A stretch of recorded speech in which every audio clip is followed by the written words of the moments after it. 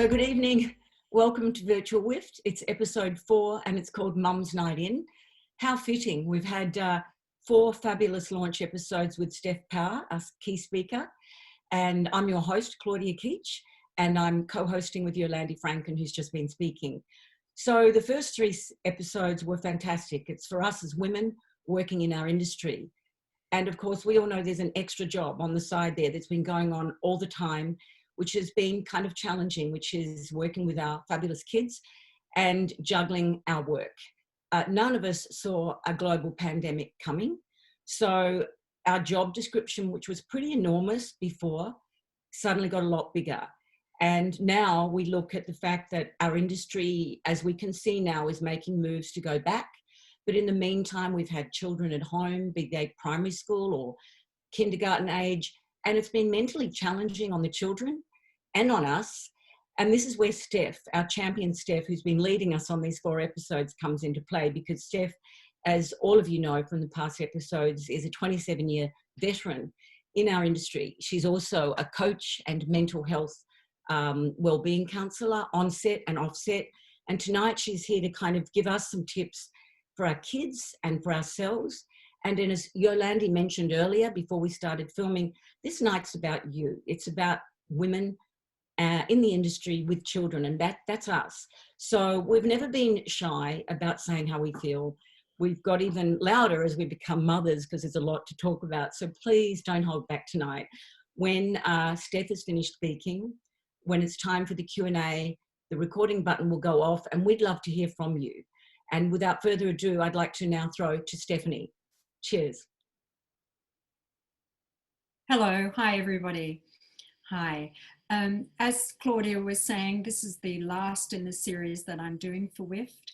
We've had some wonderful, wonderful sessions together and have gone through a number of different areas of filmmaking and the COVID-19 situation and what that means to us as filmmakers, being in isolation at home, firstly in that first episode, and then moving on to how that looks and how that is going to look onto productions and sets with logistical planning with COVID-19 as the event at the moment. But tonight it's really going to be about you. And tonight is really going to be about looking after you and the interaction and associations you have with those that you love, that are at home with you, that the kids at home, and your family structure as a whole. So tonight what I wanted to do is just go through a few different bullet points that I think are really relevant to discussing tonight, and I'd like to then open it out to having a discussion, because tonight really is about making it more of an informal discussion with mums and parents about how that's been for you at the moment, being home with your kids, raising your kids. And you've all got different ages of kids. Some of you will have small children, some of you will have teenagers, or like me, I have a 21-year-old at home. It's just been as challenging at times. And some of you have children with special needs. My son has special needs, so I'm well aware of raising a child with some special needs. He's on the spectrum. And what that involves when he went through particularly teenage years. So any of those difficult questions that you may want to ask me about how to manage behaviour, and if you've got any children who have been going through difficult times or experiencing high levels of stress or frustration or anger, or just doing the opposite, which they often do if they're stressed, which is remove themselves, become detached, and actually not want to talk or engage with you during this time. So the pandemic has lots of different reactions when it comes to stress. There is no normal response to an abnormal event. And it is really important to just keep an eye out for any of the changes that may occur with your children and in yourself that are not your regular kind of behaviour that you've seen. They're usually indicators that somebody is feeling stressed and needs some attention, and it is about that quality time. So some of the bullet points that I'm going to go through now is one of the most important things when you're a parent with kids is trying to stay flexible. And I know that's actually a lot harder than it actually sounds. Being flexible is about being adaptive at this time, listening to your children, trying to understand how they're feeling, because they're going to have various different moods at the moment that they're going through. And it's really important for you to stay flexible with that, particularly with kids that are homeschooling and are still homeschooling. Sometimes it's impossible to get through the workload. Sometimes you just want to put everything down and go for a bike ride or a walk, and that's fine. So taking the pressure off yourself and taking the pressure off them, taking time out, and not seeing it as failure is really, really important. There's no failure right now. So taking judgment away is really, really important. Not judging yourself, not judging your children. One of the other things I'd like to remind you of, which I mentioned in the first episode, was the planning side of your day.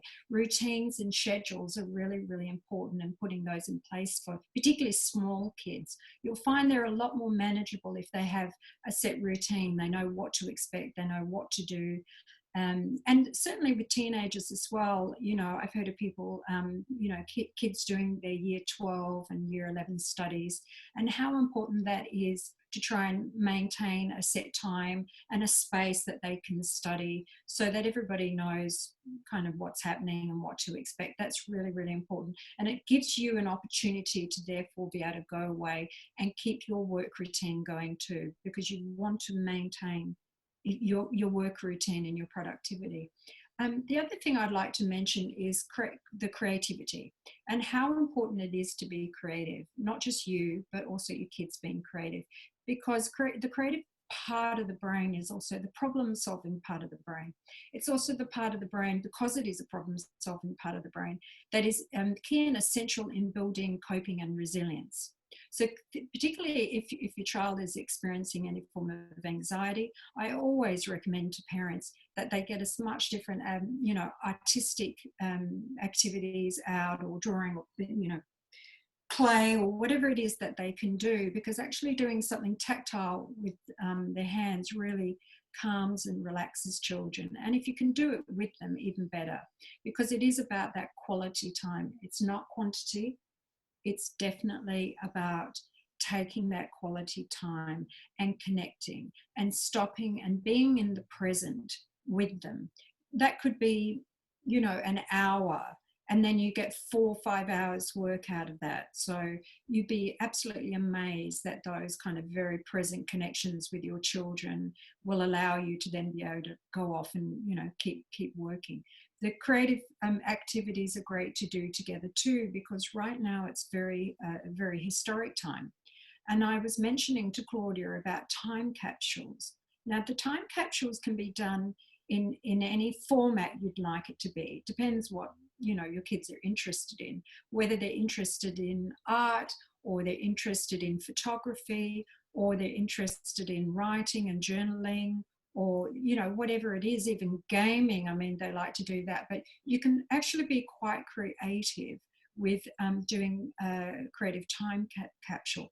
The point of doing a capsule right now is to do something which is a sharing activity you do with your kids, which records this very important time of life when we've been stuck home together. And it's certainly something that perhaps cognitively they're not necessarily talking about a lot, but emotionally, deep down, it's been an experience for everybody. So in 10 years time, you can look back and say, do you remember, it's like a photo album when you've been on a holiday, but this isn't such a great holiday. But it's being able to remember that time together and what that meant to you, and recording that helps them express their feelings. It helps you express your feelings, and it helps you kind of bond and connect during that time. So I really encourage you to kind of look at doing a time capsule for this COVID-19 period. It will really relieve that sense of trauma that can occur, that sharing, doing that together. The other thing I'd like to talk about is those rough days that might happen. So we're all going to have rough days, and the kids have rough days too. So how you're recognizing when your kids are having rough days, what does that look like? What does that mean? What do you change? What do you adapt? How does that affect your stress levels?